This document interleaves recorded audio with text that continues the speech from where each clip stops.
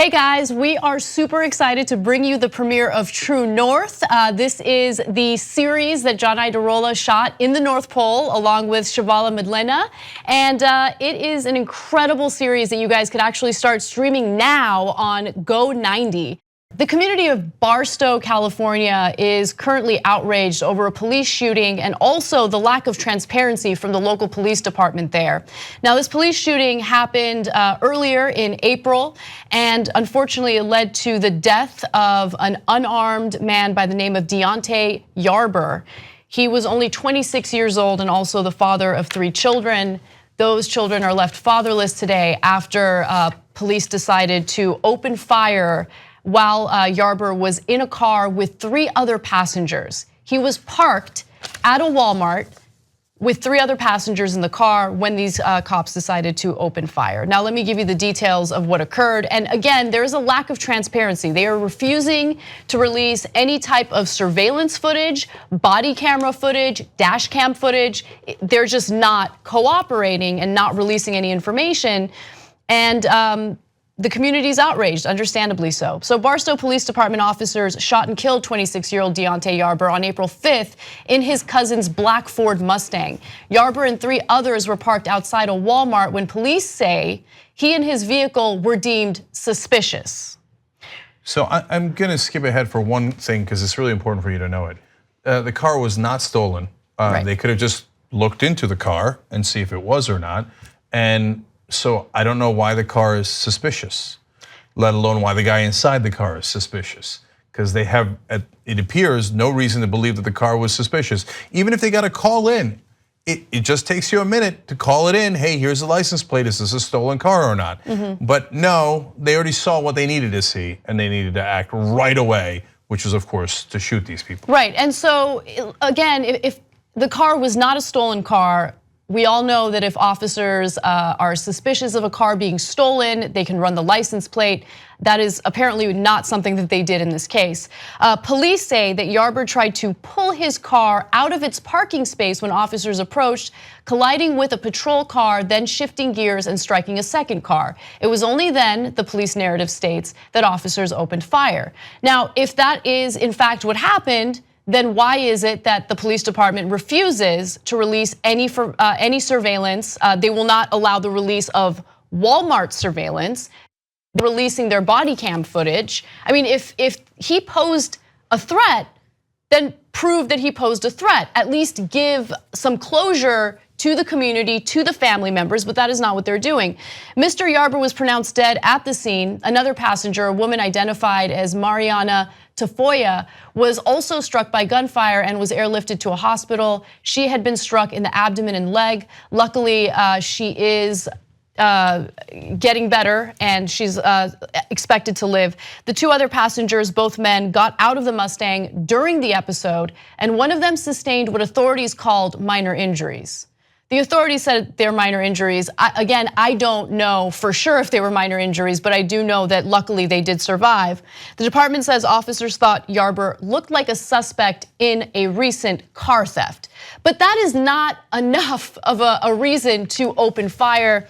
The attorney for the family indicates that about 30 rounds were fired. Now, again, that's what the attorney is saying. I would like to see more evidence of how many shots were fired, but there was a bystander there who took some footage, and we're gonna show that to you right now, just to give you a sense of how many shots were fired. Take a look.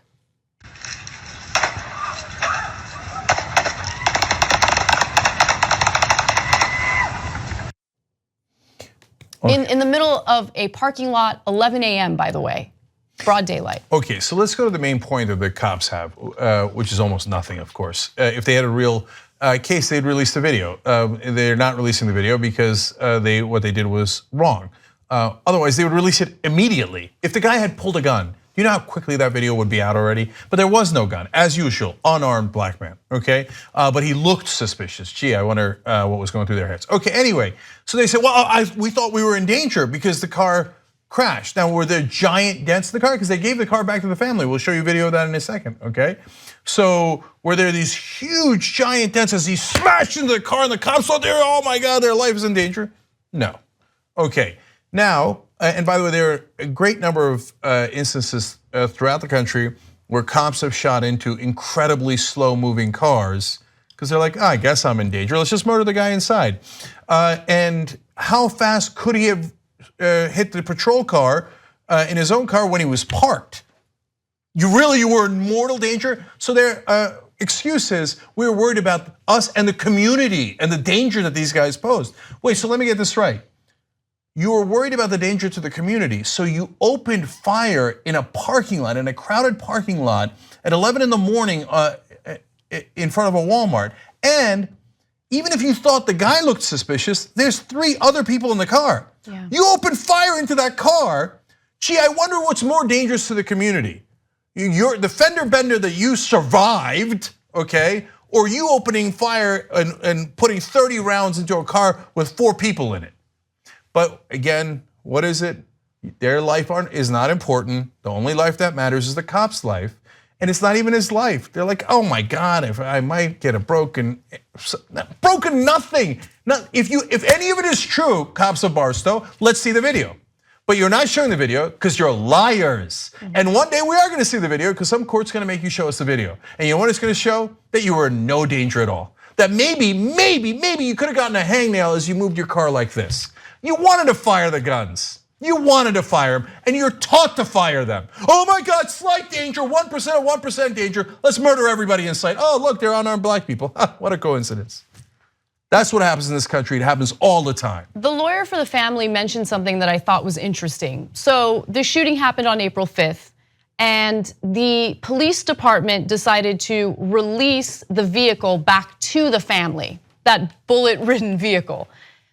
The vehicle is evidence, right? You would think that the vehicle should be used as evidence in a case because it seems like on its face excessive force. But my interpretation of all of this is we don't need the evidence. You guys can have the car back. It's not that big of a deal. We don't really need to investigate this. No, because they're not gonna. What are they gonna do? Right. Press charges against them or anyone else in the car? No, because they didn't do anything wrong.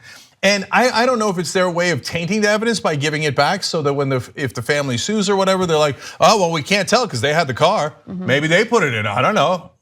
Whereas if you kept it in police headquarters, there would still be a chain of evidence that you could use. So, all right, but can we show the video of the car? Absolutely, yeah. So the family took a video of the vehicle after the police department gave it to them. Take a look.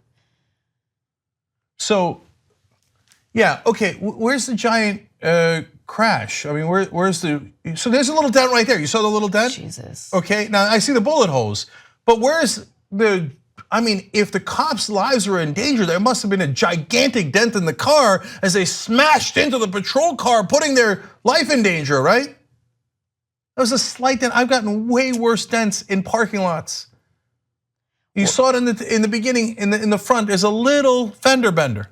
Yeah. And they murdered that guy and they shot into a car with 4 people because of a fender bender. And by the way, I want to be right there. Yeah. That's it.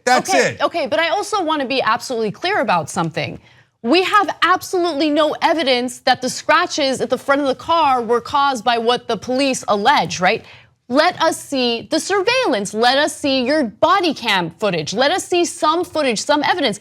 I've had scratches on my car from all sorts of things. That could have been damage caused by some other, previous situation. And so the biggest issue here is, of course, the loss of someone's life. But the second biggest issue is the lack of transparency from this police department. Tell us what happened, be clear about it, prove that he served as an imminent threat. And another thing that I want to mention is that if someone is deemed a threat because they're in a vehicle and you consider that vehicle a weapon that could kill someone or hurt someone, is it really a good idea to shoot and kill the driver as he's operating that vehicle? Because then the vehicle would be out of control and more likely to hurt someone, not less likely. Right. It's not that, it's that you were told, whatever you do, be a coward and just murder these people. So I just want to be clear, the 2 real issues, number 1 is racism. They see a black guy, they're suspicious. I'm not gonna bother to check that it's his cousin's car. I'm not gonna bother to check that he's not a robber. I'm not gonna ask him any questions. What I'm gonna do is I'm gonna shoot into his car and kill him, okay? And by the way, you wanna know what white privilege is? You go to a Walmart and you don't get murdered by the cops. That's white privilege. So in this case, he's in a parking lot at Walmart, gets killed. John Crawford in Ohio, he picked up a toy gun. They're selling at Walmart because it's a toy and he was gonna buy it.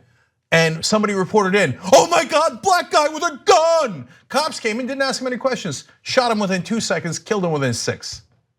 Shot him dead, not, hey, are you shopping?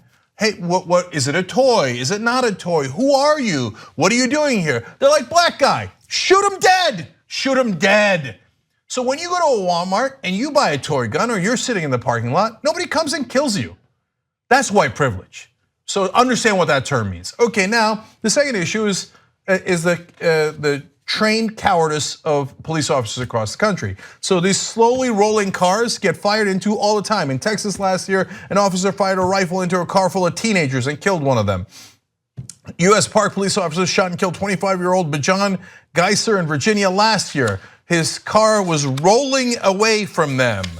For a third time though, you didn't listen to a cop. Disrespecting a police officer is the #1 crime in America, even though it's actually not illegal in any books. But no, your car's rolling away from me. It's slow. What am I gonna do? I'm gonna shoot and kill you. You disrespected me a little bit.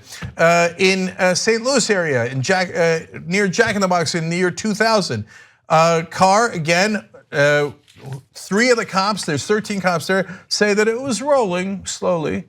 The other 10 cops say it wasn't moving at all. What did they do? They fired into the car. You get the point. At least now here, look at this. At least 193 of the fatal police shootings tracked by the Washington Post since the start of 2015 featured officers firing into a moving vehicle. That's just since 2015. They shot into cars 193 times. Why? Oh, car could be a weapon. I got taught that it could be a weapon, and I should never, ever take any risk because my life is worth 1 billion citizens' lives. Just shoot and kill the citizen and be done with it, and later we'll exonerate you. We won't even bother prosecuting you. We won't show the video, and we'll all move on with our lives. Well, you're not moving on. We're all pissed, and we got a right to be pissed, and we got a right to have our cops respect our lives and not go around shooting into our cars before they ask questions.